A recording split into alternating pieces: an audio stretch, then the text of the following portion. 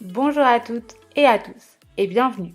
Vous écoutez Être humain, un podcast déculpabilisant autour de conversations de vie.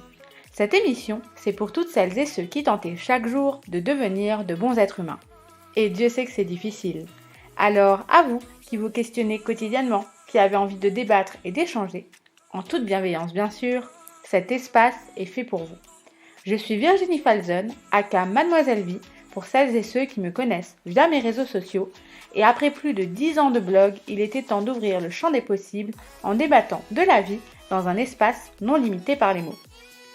Alors, tous les 15 jours environ, nous mettrons en lumière ensemble un thème fort qui, je l'espère, vous apportera quelques clés supplémentaires dans votre cheminement. Alors, je n'ai plus qu'à vous souhaiter une bonne écoute sur Être humain.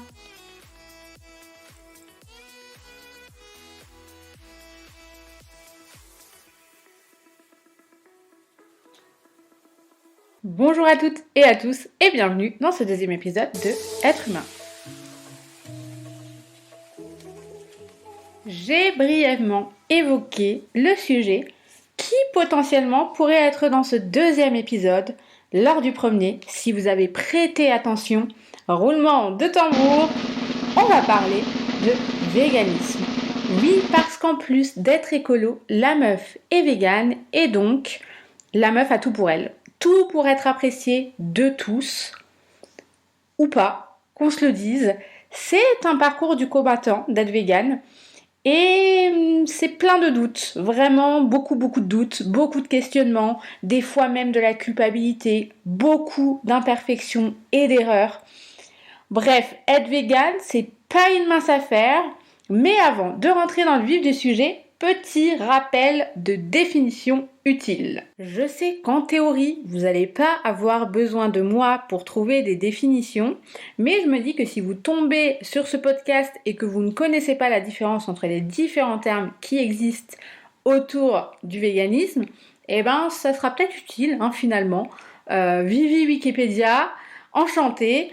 Il y a 3 termes qui se distinguent, qui sont confusants. Et je le dis parce que justement, dans mon quotidien, on fait encore l'erreur où on me demande souvent, mais c'est quoi en fait être végane? C'est quoi la différence avec le végétarisme par exemple? Donc le végétarisme, c'est un mode de consommation qui exclut la consommation de chair animale. En clair, la viande, le poisson. Ensuite, on passe un level au-dessus avec le végétalisme, qui lui est un mode de consommation. Donc en plus de la chair animale, ça implique qu'on retire tous les produits alimentaires composés ou issus des animaux, comme le miel, le beurre, la crème, les produits laitiers de manière générale, donc le fromage évidemment en fait partie. Et enfin, la star du jour, le véganisme, c'est un mode de vie qui est beaucoup plus intégral, puisqu'en plus de l'alimentaire et d'éliminer tout ça, vous allez également retirer de votre consommation l'exploitation des animaux. Donc aussi bien dans l'alimentation que dans la cosmétique, dans votre façon de vous habiller, avec la soie qui va être éliminée, le cachemire, la laine, et dans les loisirs. Donc plus de parcs animaliers, aquatiques, zoos, etc. C'est fini, plus de cirque, plus de films qui exploitent les animaux. Donc c'est vraiment très très intégral. Et dans la cosmétique également, vous allez uniquement utiliser des produits qui ne contiennent pas de produits ou de composantes issues des animaux. Donc pas de miel, etc., etc. Maintenant que j'ai fait un petit topo façon prof de français, je pense qu'on peut y aller et on va parler de pourquoi et comment je suis devenue végane.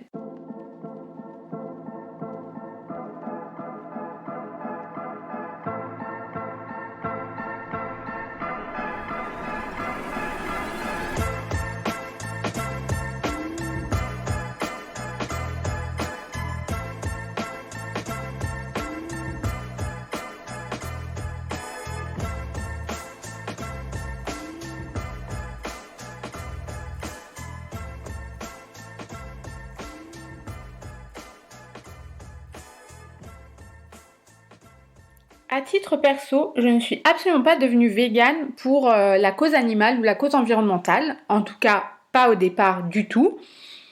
J'ai juste eu un souci de santé. Pas très grave, c'était juste des problèmes de digestion et j'avais des crampes d'estomac. Donc, je me suis empressée de prendre un rendez-vous médical, je vais chez mon médecin et on a fait un petit diagnostic et il m'a demandé ce que je consommais au quotidien, quelle était mon alimentation. Je lui ai expliqué que mon papa cuisine maison depuis toujours. Dès qu'il est à la maison et qu'il rentre du travail après sa sieste, c'était le repas maison. Donc j'avais une alimentation extrêmement variée, extrêmement saine. Et en débloquant un peu tout mon schéma alimentaire du petit-déj jusqu'au soir, je lui ai dit que j'avais un péché mignon, c'était le lait.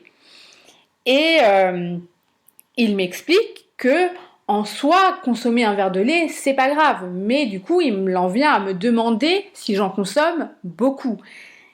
Et quand j'ai vu sa tête, quand je lui ai dit que parfois je pouvais dégommer, c'est le terme, hein, une bouteille de lait dans une journée ou une soirée, il m'a dit mais en fait l'homme n'est absolument pas fait pour digérer correctement le lait.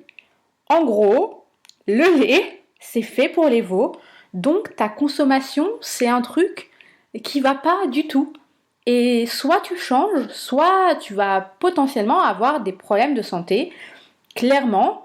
Donc là, clairement, ni une ni deux, on s'empresse d'arrêter le lait de vache. J'ai même pas réfléchi, c'était immédiat dans ma tête, c'était si tu veux pas mourir ou te choper un truc qui va pas, tu arrêtes le lait. Manger 3 produits laitiers par jour, c'est pas compliqué. Imagine, le matin, tu pourrais boire un verre de lait avec Perrette. Le midi, manger un morceau de fromage avec Maître Corbeau. Et le soir, un yaourt avec le petit chaperon rouge. Alors pourquoi manger la grand-mère du petit chaperon rouge? C'est pas bon, t'es pas gentil. Et en plus, ça te ramollit. Pourtant, c'est facile de manger 3 produits laitiers par jour. Les produits laitiers sont nos amis pour la vie.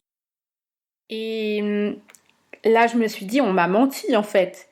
J'ai passé des heures et des heures à fouiner notre ami Internet qui est extrêmement bien fait. Et j'ai voulu vraiment comprendre ce que venait de me dire mon médecin en fait. Parce qu'au-delà d'arrêter, j'avais vraiment envie de m'informer sur le sujet parce que je me suis dit, c'est pas possible quoi. Toutes ces années d'éducation où on m'a appris, que ce soit à l'école, la cantine, mes parents, mes grands-parents, que le lait c'était génial pour les os, pour être en bonne santé, pour le calcium. Et là, je vois tous les dessous de la consommation du lait et même de la fabrication, le lobby derrière le lait. Et j'apprends une chose qui m'a vraiment confortée dans mon idée d'arrêter le lait et de ne pas revenir en arrière.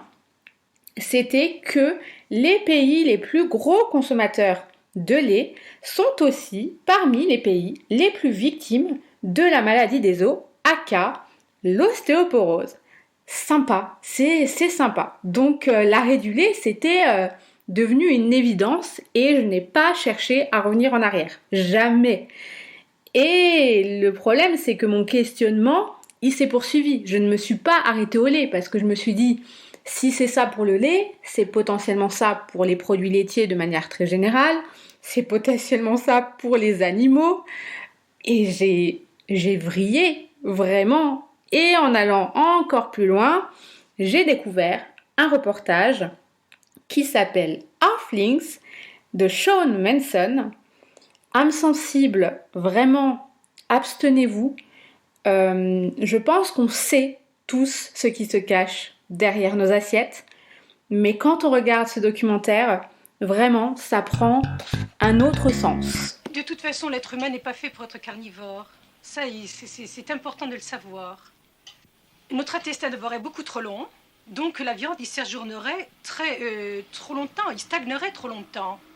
Et nous n'avons pas la dentition des carnivores. Donc non, l'être humain est végétarien.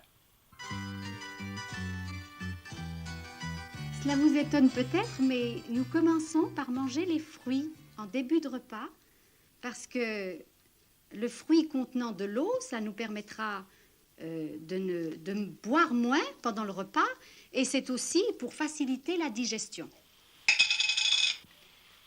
Je crois que ce qui est important chez les végétariens, c'est que le palais c'est vraiment apprécier la saveur de chacun des légumes. Et je dois dire que c'est très agréable et que cela nous suffit.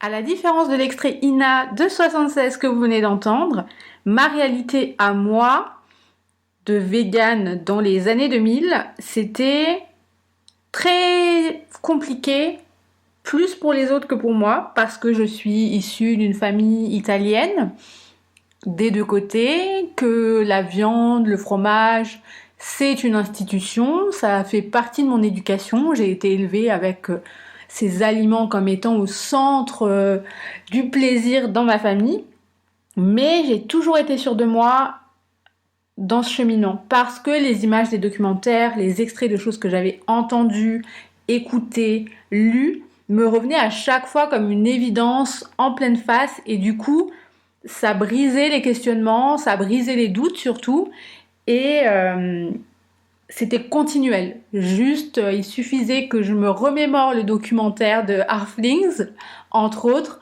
pour que les doutes un peu qui pouvaient m'habiter de temps en temps s'estompent et que je continue mon cheminement, et que après le lait, j'ai commencé à arrêter la viande rouge, qu'ensuite j'ai arrêté tout ce qui était charcuterie, que par la suite j'ai éliminé le poisson et au final éliminé le fromage, le miel, et que je suis devenue végane.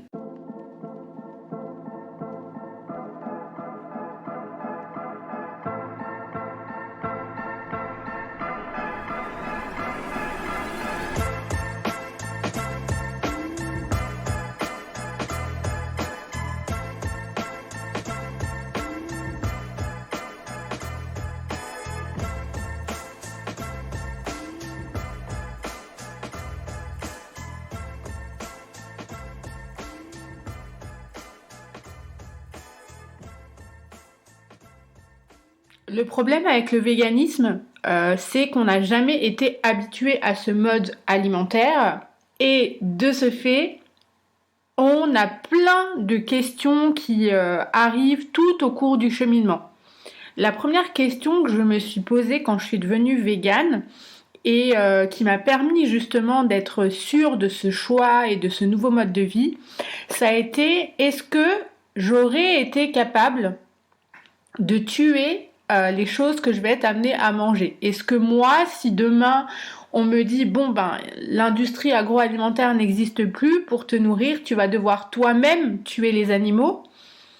Donc est-ce que dans ce cas-là, je serais capable d'aller le faire? Est-ce que je serais capable de chasser, moi qui suis aujourd'hui contre le système de la chasse? Je pense que c'est vite répondu, parce que on sait à quel point c'est violent, c'est un meurtre, quel qu'il soit, que ce soit envers un humain ou envers un animal. Moi je mets ça vraiment au même niveau. Donc donnez-moi une arme, je n'en ferai rien.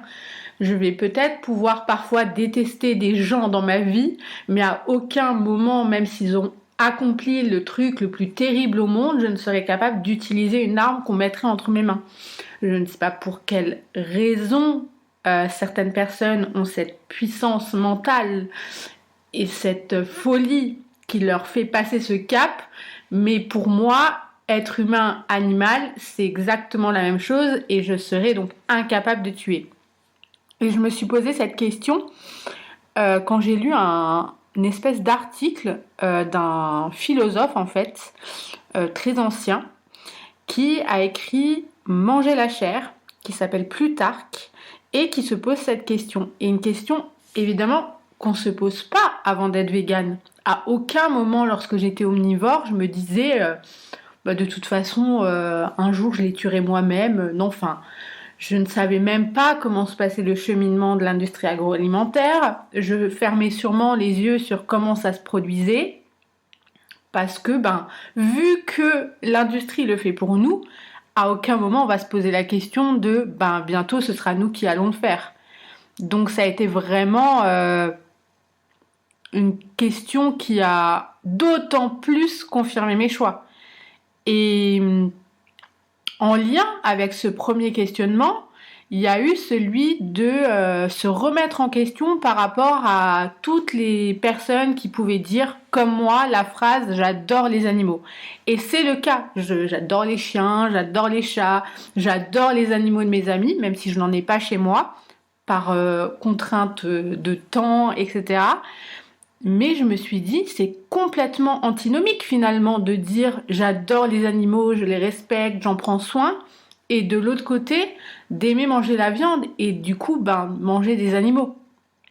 Et du coup, je vous conseille, si vraiment vous vous posez cette question et que vous vous sentez un peu hypocrite face à justement cet amour des animaux dits domestiques, puisque généralement quand on dit j'adore les animaux, on pense surtout aux animaux domestiques, je vous conseille de lire Faut-il manger les animaux de Jonathan Safran Foer. Et du coup, ce deuxième questionnement a été balayé pour moi, pour être totalement honnête avec moi-même, en disant j'aime les animaux, fallait que je ne les mange plus. Du coup, ça a été une deuxième étape dans mon cheminement.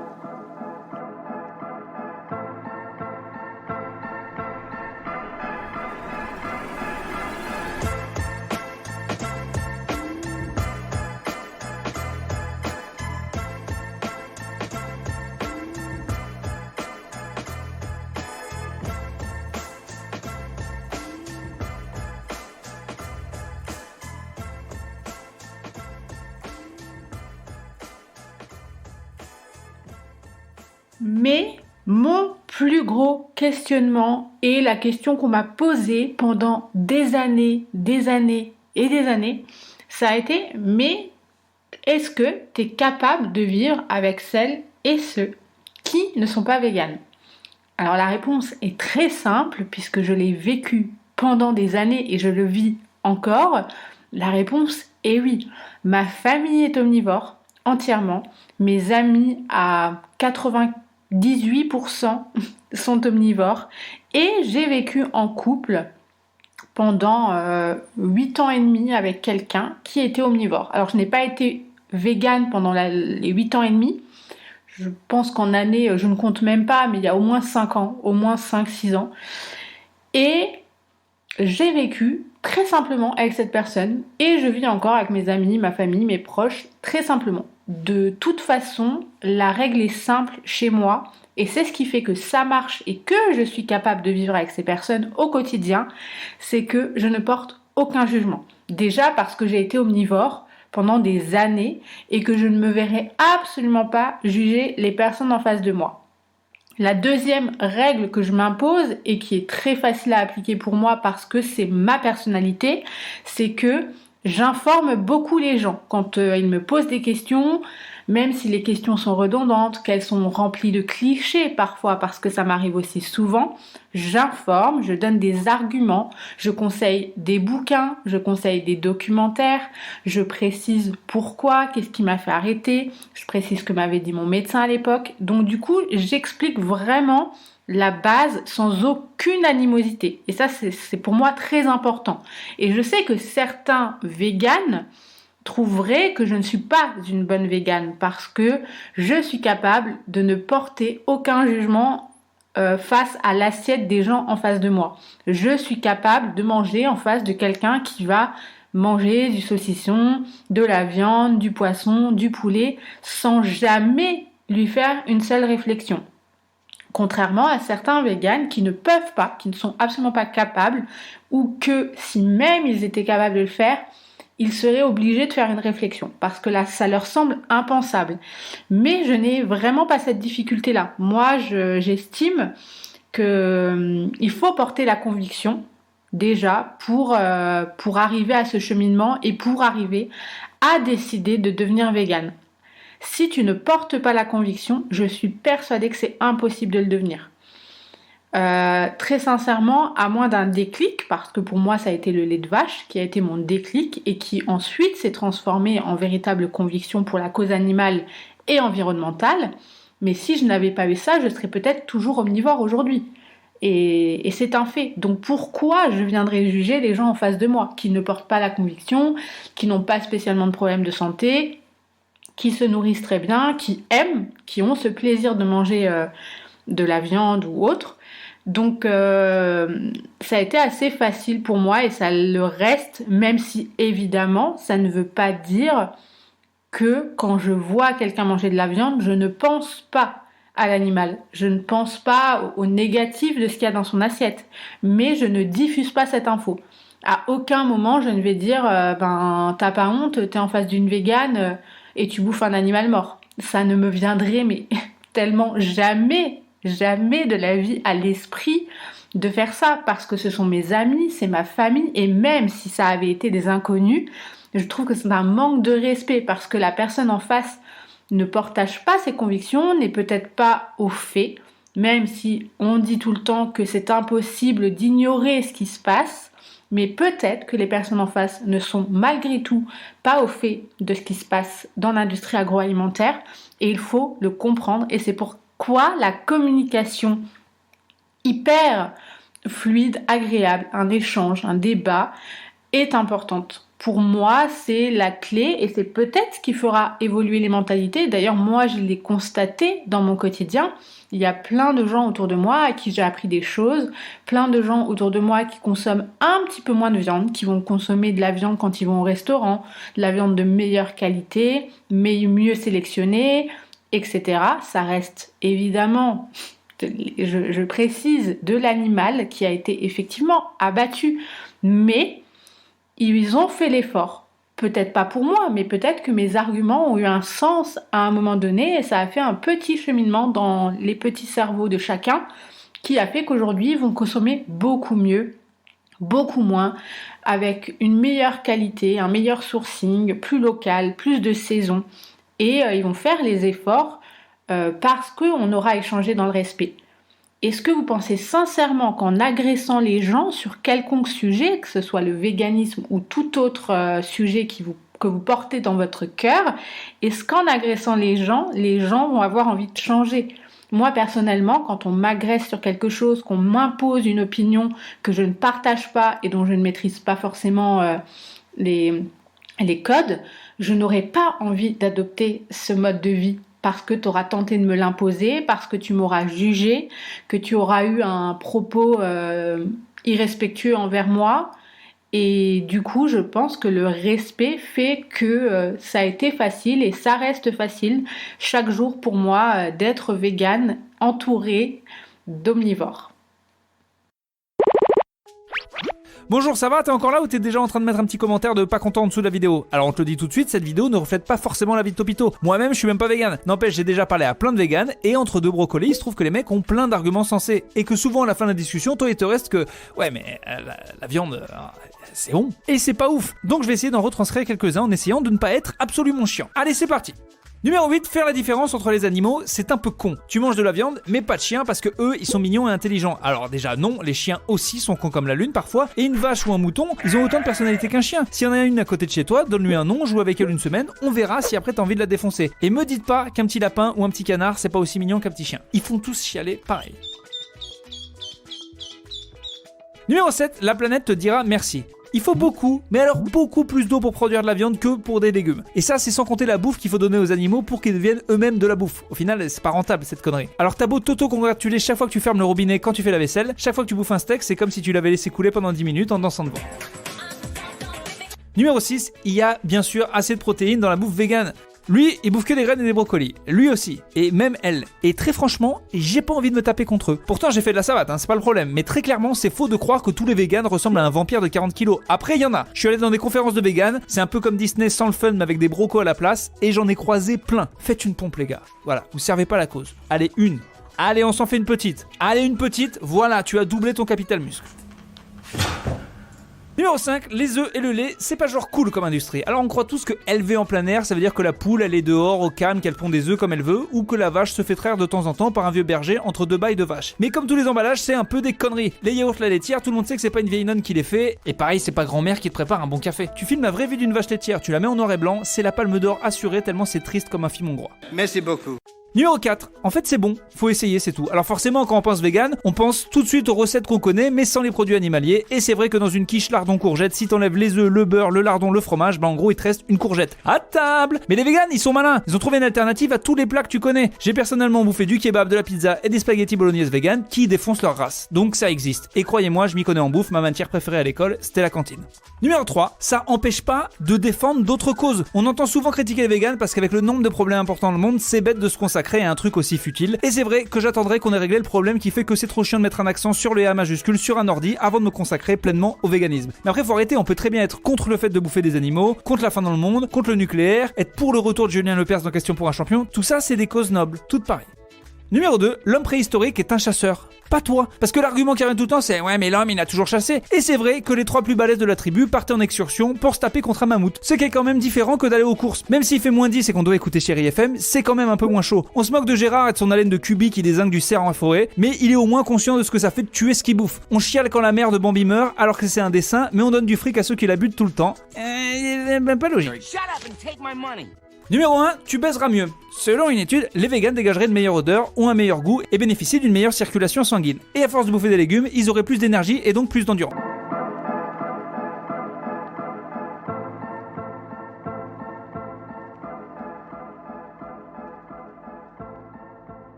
Vous pouvez donc constater avec vos oreilles que il y a des omnivores sur cette terre qui sont capables d'entendre que les arguments qu'avancent les véganes, dont je fais partie, ne sont pas des croyances et que c'est réel. Donc oui, ça existe des omnivores bienveillants et c'est là où ça a été facile dans mon parcours.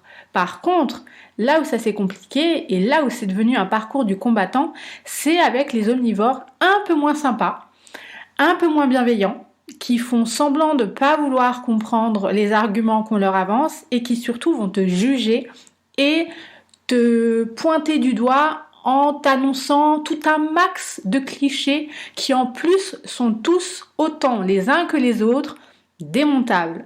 Et vraiment, l'un des premiers clichés qu'on m'a dit à moi, c'était oui, mais t'es végane, mais tu dois te priver. Alors si c'est pour se priver, ça sert à rien. Moi, j'adore manger. Alors croyez-moi les gars, s'il y a bien quelqu'un qui aime manger ici, c'est moi. Je suis hyper gourmande et avec le temps, je suis encore plus devenue. Et en étant végane, d'autant plus parce que du coup, il y a énormément d'alternatives végétales. Et tu es curieux, tu as envie de tout tester, tu as envie de cuisiner plus. Il y a plein d'ingrédients que tu n'aurais peut-être potentiellement jamais utilisés auparavant, que tu vas utiliser aujourd'hui dans ton régime vegan.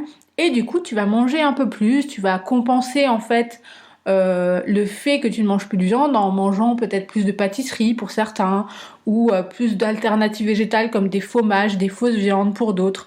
Croyez-moi, il y a plein de choses dans l'alimentation végane qui fait qu'on ne peut pas me dire que je suis quelqu'un qui me prive. Le deuxième truc qu'on m'a souvent dit parce que j'adore le sport et que je fais beaucoup de danse depuis des années maintenant et même je vais courir, je fais du cardio à la maison ou autre, c'est que les sportifs ne peuvent pas être véganes et d'autant plus les sportifs de haut niveau. Eh bien, messieurs, dames, détrompez-vous, il y a beaucoup de sportifs que vous ignorez visiblement qui sont véganes, voire même végétariens et qui sont des sportifs de haut niveau, qui ont gagné des trophées, qui ont été champions de plein de trucs. Et je vais vous citer un exemple, peut-être, que moi j'ai appris et j'ai été étonnée dans le bon sens. C'est notre amie Serena Williams, la tenniswoman, bien sûr, messieurs, dames.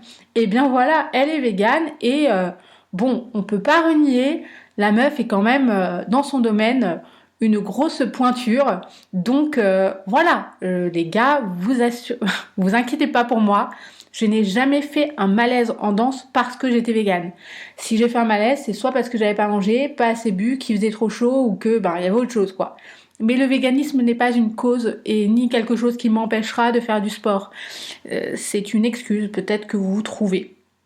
Le troisième truc qu'on me dit souvent, parce que j'en ai autour de moi, il y a plein de gens que je connais, des amis ou des connaissances, qui n'aiment pas les légumes et qui me disent « Oui, j'aurais bien aimé être végane, mais c'est pas possible, j'aime pas les légumes. » Je pense que ces personnes-là, que j'aime de tout mon cœur, se trouvent des excuses, puisque tu peux te nourrir de façon très décente sans manger de légumes. Alors évidemment, c'est mieux d'en manger, mais on peut être végane sans manger de légumes. La ratatouille, c'est un plat que j'adore, mais si tu ne l'aimes pas, il y a plein d'alternatives.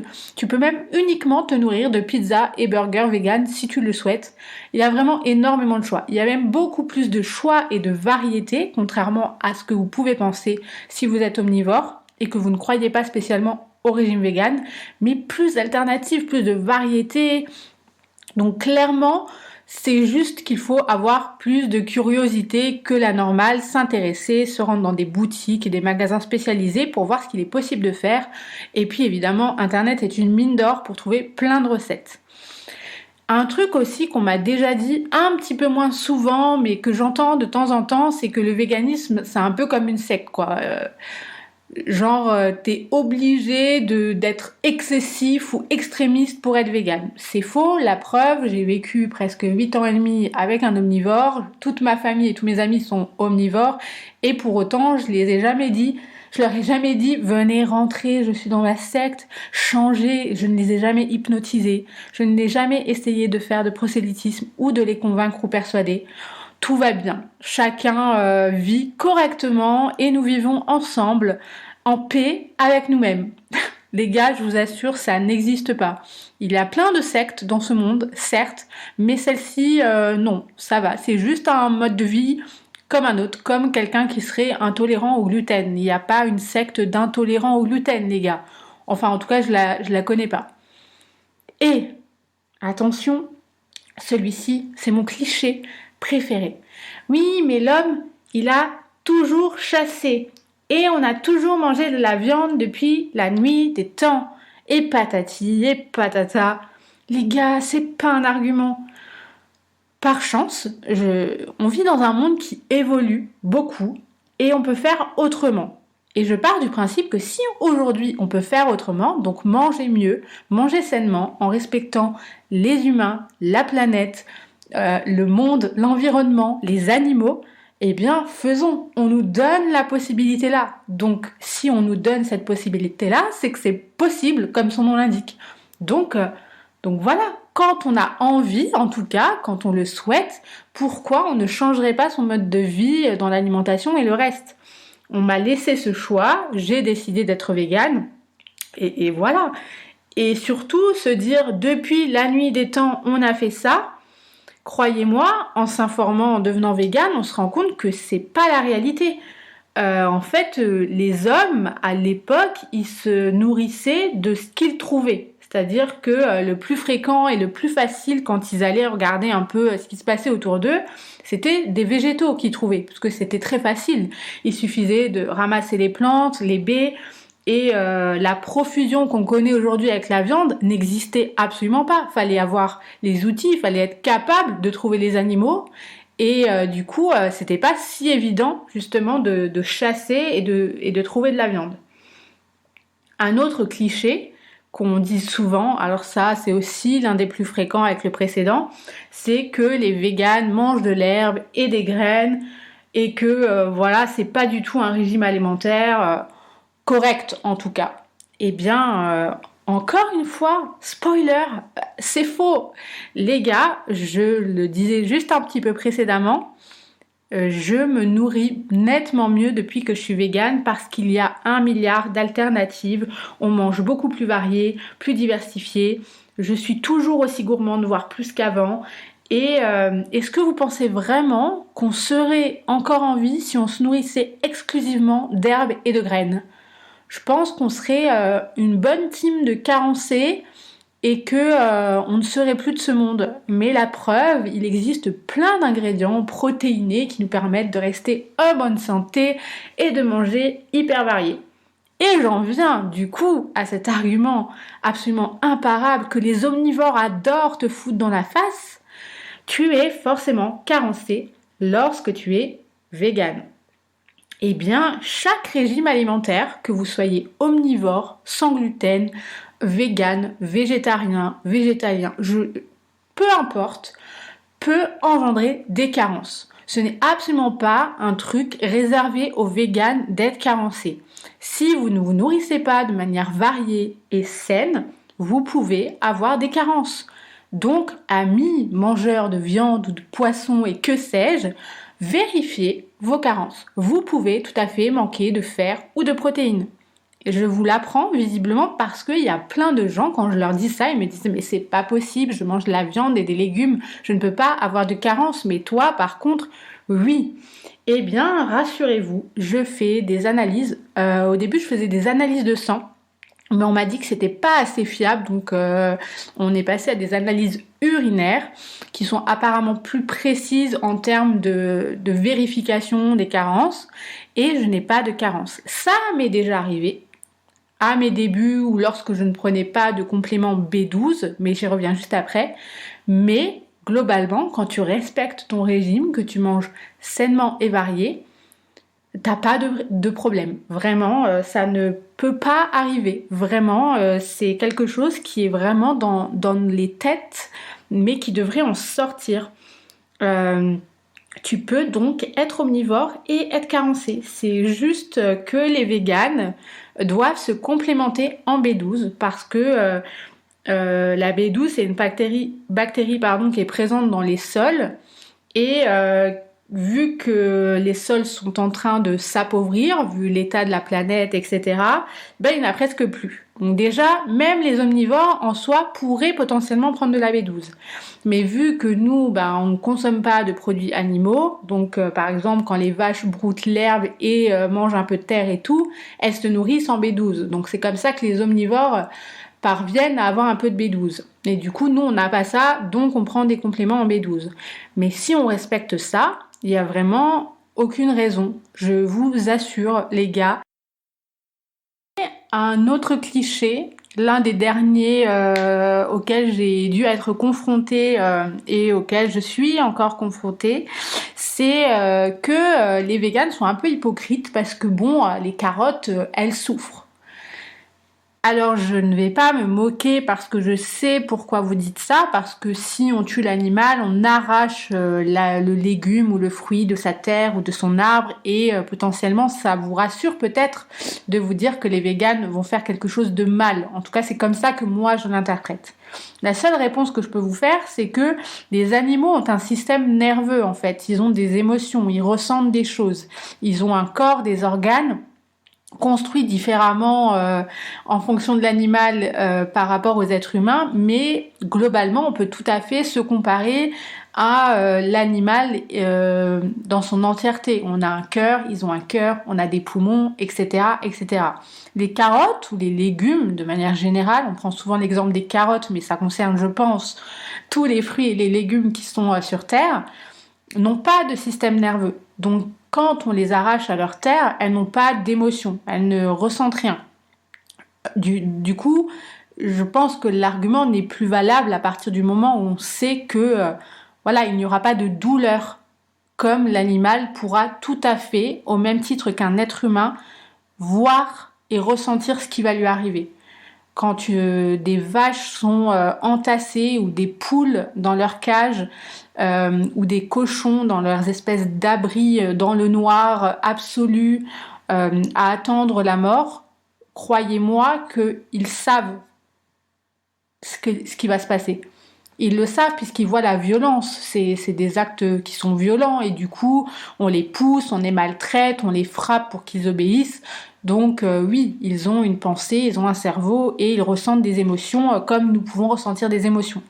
Donc la différence est quand même assez importante par rapport à un vegan qui va aller cueillir ses fruits et ses légumes dans la terre, quoi.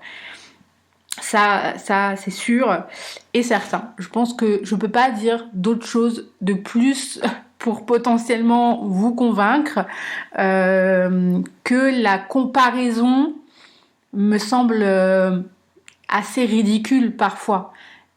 Au même titre que quand vous dites « mais moi je mange de la viande de bonne qualité, elle a reçu un super label », d'accord, et je conçois que c'est quand même un effort de consommer une viande de meilleure qualité qui va être élevée dans de meilleures conditions, mais la finalité, c'est la même. Ça, c'est un truc auquel je ne démordrai jamais et qui fait que, voilà, c'est des arguments facilement démontables. Et le dernier cliché qu'on me dit souvent, c'est qu'on me parle des alternatives végétales comme le soja par exemple, qui est souvent malmené par les omnivores quand ils veulent se confronter au véganisme. Oui, bah tu te dis vegan et du coup écolo parce que tu fais attention à ce que tu manges par rapport à l'environnement, mais le soja, c'est pas très écolo. Les gars, 87%, je crois, du soja qui est utilisé en Europe sert à l'alimentation animale, donc à ce que vous mangez, vous, en tant qu'omnivore. Donc pourquoi venir nous taper dessus à nous parce qu'on va manger du soja ? Et en plus, on va manger du soja français parce que il faut faire attention à ça, c'est certain. Mais c'est plus facile de taper sur l'autre quand nous-mêmes on est imparfait. Et ça, c'est valable pour le véganisme comme pour tout autre mode de vie que vous allez utiliser. Si la personne en face se sent attaquée ou jugée, même si vous leur avez rien dit ou que vous leur avez rien imposé, ils vont toujours trouver le moyen de contre-argumenter avec un truc globalement pas valable, comme tous les clichés que je viens de vous énoncer, qui ont fait partie et font partie chaque jour de ma vie. J'ai décidé de signer avec ça depuis que je suis végane.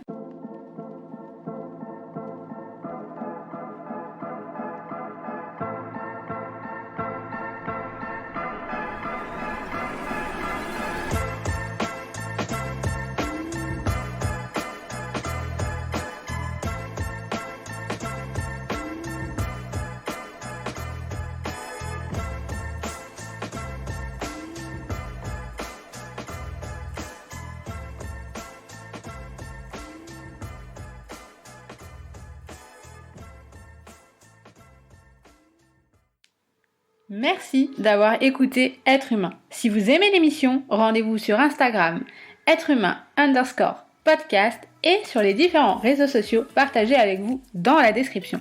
Et n'oubliez pas, chaque mini geste compte. Bisous!